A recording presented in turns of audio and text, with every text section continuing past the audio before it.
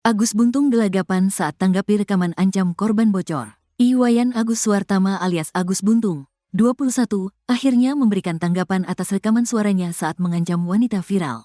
Tak ceria seperti biasanya, Agus justru gelagapan dan gugup saat dicecar soal aksi korban yang kini mulai berani berbicara kepada media.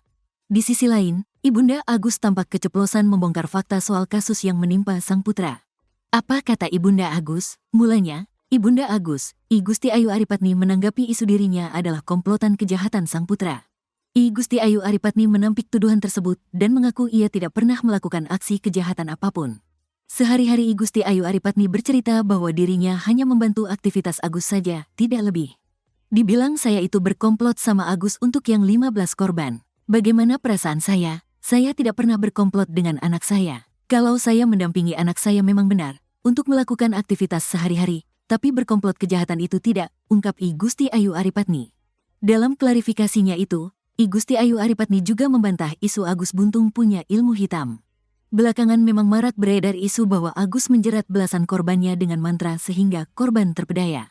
Itu semuanya tidak benar. Anak saya tidak punya ilmu apa-apa. Anak saya cuma bisa ngomong apa adanya. Apa yang ada isi hatinya itu dia keluarkan.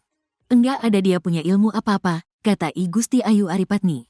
Setelah mengurai curhatan tersebut, I Gusti Ayu Aripatni pun blak-blakan. Sempat dibantah Agus di awal viral, I Gusti Ayu Aripatni justru mengakui anaknya memang sering bertemu dengan beberapa perempuan. Dan tiap bertemu dengan perempuan acak tersebut, Agus akan meminta tolong kepada perempuan tersebut untuk menghubungi ibunya.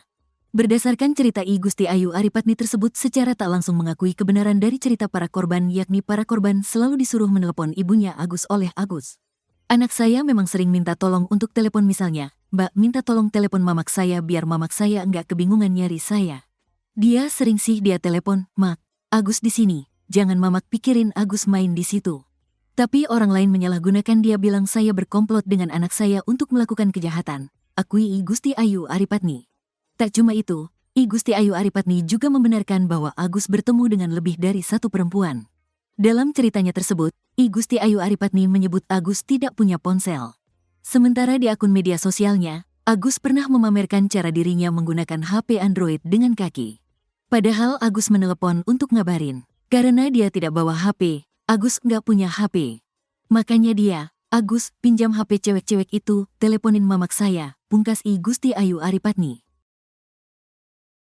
Mengejutkan, pengakuan Ibu Agus Buntung usai dituduh bantu putranya lakukan pelecehan. Ibunda Iwayan Agus Suartama alias Agus Buntung memberikan pengakuan mengejutkan seusai ia dituduh sebagai membantu anaknya melakukan pelecehan asusila terhadap belasan wanita.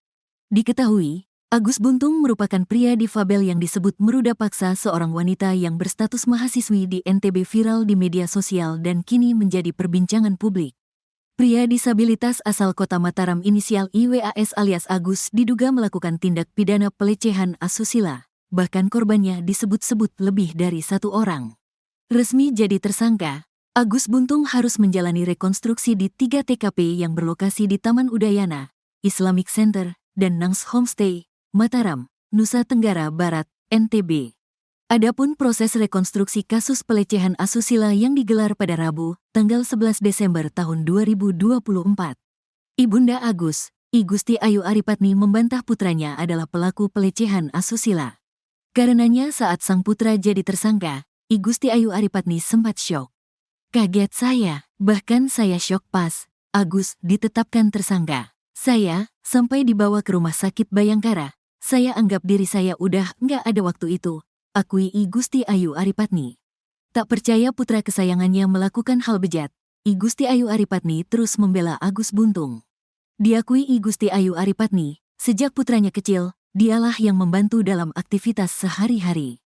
Saya nggak kuat melihat anak saya, udah kondisinya kayak begini, terus dijadiin tersangka, kan itu tidak masuk akal. Bagaimana dia buka baju celana sendiri sementara dari bayi sampai sebesar ini saya merawat, pungkas I Gusti Ayu Aripatni. Lantaran hal tersebut, I Gusti Ayu Aripatni pun setia mendampingi Agus Buntung meski telah berstatus tersangka. Terlihat I Gusti Ayu Aripatni terus mengawal Agus yang menjalani rekonstruksi hari ini. Ternyata hampir 15 korban mengaku mereka sempat berbicara dengan Ibunda Agus saat aksi pelecehan berlangsung. Modus Agus kepada korbannya adalah ia meminta korban untuk berbicara dengan ibunya lewat telepon. Hampir semua korban yang 15 korban itu memang tersangka meminta tolong ke korban untuk menelepon ibunya. Pelaku, ungkap Andre Saputra dikutip tribunnewsbogor.com. Kemungkinan ada, Ibu Agus membantu kejahatan Agus, tapi itu nanti pihak kepolisian menggali hal tersebut. Apakah ibunya komplotan bersama pelaku? Untuk keterangan korban, hampir 15 korban mengatakan minta tolong untuk diperiksa juga ibu tersangka. Karena sama semua, modusnya Agus, tersangka meminta tolong telepon ibunya saat melakukan aksinya, sambungnya. Lebih lanjut, Andre pun menceritakan kronologi dugaan ibunda Agus Buntung membantu putranya melakukan tindakan keji. Berdasarkan cerita salah satu korban, ia mengaku sempat diiming-imingi akan diberikan emas 1 kilogram oleh Agus jika mau membantunya untuk masturbasi. Modusnya, Agus, terjadi di bulan Februari tahun 2024, korban tiba-tiba didatangi. Agus, pelaku membuntuti korban ke kos korban. Pelaku ngajak kamar ngobrol di dalam kamar tapi korban menolak. Selesai ngobrol di lantai bawah, pelaku ke atas, kamar korban, mengetuk pintu dan mengatakan, "Nafsu saya sudah naik, mohon bantu saya mengeluarkan cairan." Saat itu korban menolak dan pelaku mengiming-imingi untuk memberikan 1 kilogram emas atau 1 batang emas, kata Andre Saputra. Ogah menuruti permintaan Agus, korban pun menolak. Namun saat itu Agus langsung menyuruh korban menelepon ibunya lewat ponsel korban. Korban pun mengobrol dengan ibunda Agus dengan percakapan aneh. Alih-alih mencegah tindakan keji anaknya, ibunda Agus justru menyetujui ucapan Agus Buntung, yakni untuk memberikan emas 1 kilogram jika korban mau menuruti permintaan pelaku. Pelaku meyakinkan korban dengan menelepon ibunya. Dengan HP korban, pelaku telepon ibunya. Pelaku mengatakan, "Mak, saya ingin memberikan 1 kilogram batang emas ke korban." Kemudian ibunya pelaku mengatakan, "Iya." Korban berpikir kok segampang itu ibu pelaku memberikan 1 kilogram emas. Sedangkan korban melihat dari cara berpakaian pelaku dia tidak menampakkan punya emas 1 kilogram, imbuh Andre. Tak hanya itu, beberapa korban juga bercerita bahwa mereka dihubungi oleh Agus setelah sebelumnya nomor para korban tersimpan di ponsel ibunya Agus. Tiap kali bertemu korbannya, Agus disinyalir selalu meminta korban untuk menelepon ibunya. Motifnya tuh sama, misalnya, korban menolak, tiba-tiba ditelepon sama pelaku atau tersangka atau chat, karena sudah dapat nomor telepon korban dari modus telepon ibu tadi, ujar Andre. Pantas Agus Buntung selalu pesan kamar nomor 6, letaknya strategis. Sejumlah fakta baru terungkap dalam rekonstruksi kasus dugaan pelecehan seksual yang dilakukan Iwayan Agus Suartama alias Agus Buntung.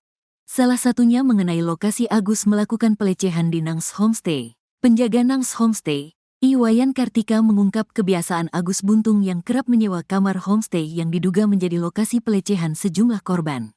Wayan mengatakan, dalam sepekan Agus bisa membawa 3-5 cewek yang berbeda ke tempatnya. Bahkan Agus selalu menyewa kamar nomor 6 yang letaknya berada di pojokan. Selalu nomor 6 tidak pernah pindah-pindah, itu letaknya di pojokan, kata Wayan sambil menunjuk lokasi kamar tersebut. Belum diketahui alasan Agus selalu menyewa kamar 6 tersebut. Dari pantauan tribunlombok.com, kamar tersebut dilengkapi fasilitas 1 buah kasur dan 1 unit kipas angin kecil. Ukurannya pun tidak terlalu luas, berkisar 3x3 meter dengan toilet kecil di dalamnya. Wayan juga mengatakan usai menyewa kamar tersebut, perempuan yang dibawa Agus tidak pernah menunjukkan gelagat aneh seperti menangis atau lari keluar kamar.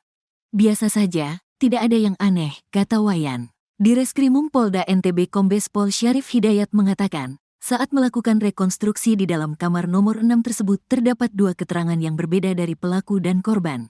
Menurut pelaku saat berada di dalam kamar, korban lebih aktif saat melakukan hubungan. Sementara versi korban, pelaku lebih aktif saat berada di dalam kamar. Perkembangan perbuatan yang dilakukan tersangka di lapangan akan kami akomodir, kata Syarif. Syarif mengaku dalam menangani kasus ini pihaknya sangat berhati-hati, pasalnya kasus ini melibatkan 2 kelompok rentan, di mana kelompok rentan perempuan sebagai korban dan kelompok rentan disabilitas sebagai tersangka. Sosok yang diduga bantu Agus Buntung melakukan aksi bejatnya, datang ke TKP rekonstruksi. Terbongkar sosok komplotan yang diduga membantu Agus Buntung melancarkan aksi bejatnya, yakni melecehkan 15 korban. Sosok komplotan Agus Buntung itu pun kepergok datang ke rekonstruksi kasus pelecehan seksual yang dilakukan hari ini, Rabu, tanggal 11 Desember tahun 2024. Untuk diketahui, pemuda 21 tahun bernama asli Iwayan Agus Suartama itu menjalani rekonstruksi terkait kasus pelecehan seksual 15 korban. Resmi jadi tersangka, Agus Buntung harus menjalani rekonstruksi di 3 TKP yang berlokasi di Taman Udayana, Islamic Center, dan Nangs Homestay, Mataram, Nusa Tenggara Barat, NTB. Di momen rekonstruksi tersebut, Agus Buntung dijaga ketat aparat kepolisian hingga didampingi beberapa pihak. Tak cuma polisi hingga jaksa, Agus Buntung juga ditemani komplotannya. Sosok komplotan yang dimaksud adalah ibu kandung Agus Buntung, I Gusti Ayu Aripatni. Belakangan Ibunda Agus Buntung dituding turut membantu tindak kejahatan sang putra. Wanita berdarah Bali itu disinyalir mengetahui aksi bejat Agus Buntung yakni melecehkan belasan wanita. Dugaan Ibunda Agus Buntung adalah komplotan Agus diungkap pengacara korban, Andre Saputra. Dalam wawancara di kanal YouTube Nusantara TV, Andre Saputra mengungkap pengakuan 15 korban pelecehan seksual Agus Buntung.